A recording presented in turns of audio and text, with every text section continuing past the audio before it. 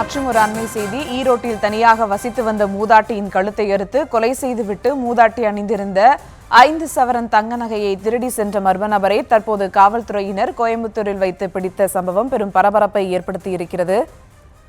மேலும் விவரங்களோடு இணைகிறார் செய்தியாளர் சக்திவேல். வணக்கம் சக்திவேல், விவரங்கள். வணக்கம் சுபா. ஈரோட்டில் தனியாக வசித்து வந்த மூதாட்டியின் கழுத்தை அறுத்து கொலை செய்துவிட்டு மூதாட்டி அணிந்திருந்த 5 சவரன் தங்க நகையை திருடி சென்ற மர்ம நபரை தற்போது காவல்துறையினர் கோயம்புத்தூரில் வைத்து பிடித்த சம்பவம் பெரும் பரபரப்பை ஏற்படுத்தியுள்ளது. ஈரோடு மாவட்டம் சூளை LMBR காலனியை சேர்ந்தவர் கமலா. இவரது கணவர் மணிகண்டன் கடந்த 2 ஆண்டுகளுக்கு முன்பாக உயிரிழந்த நிலையில் தற்போது வீட்டில் தனியாக வசித்து வந்துள்ளார்.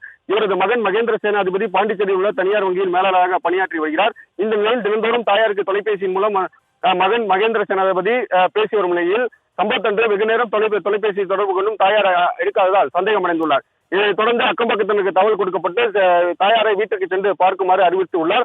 இதனைத் தொடர்ந்து அக்கம் பக்கத்தினரும் ஒன்று சேர்ந்து கமலா வசித்து வந்த வீட்டிற்கு சென்று பார்த்தபோது வீட்டின் முன்பகுதியில் கொடூரமான முறையில் முன்பகுதியில் உள்ள அறையில் கொடூரமான முறையில் கழுத்தறுக்கப்பட்டு ரத்த வெள்ளத்தில் உயிரிழந்து கிடந்துள்ளார். இதனை கண்டு அதிர்ச்சி அடைந்த அக்கம் பக்கத்தினர் மகேந்திர சேனாதிபதிக்கும் வீரபத்திர காவல் நிலைய போலீசாருக்கும் தகவல் கொடுத்துள்ளனர். தகவல் அறிந்து வந்த காவல்துறையினர் கமலாவின் உடலை கைப்பற்றி பிரேத பரிசோதனைக்காக பெருவிர அரசு மருத்துவமனைக்கு அனுப்பி வைத்து வழக்கு பதிவு செய்து குற்றவாளிகளை தேடி கண்டுபிடிக்கும் பணியில் 5 தனிப்படைகளை அமைத்து மாவட்ட காவல் கண்காணிப்பாளர் சுஜாதா தீவிரமாக தேடி வந்தார்.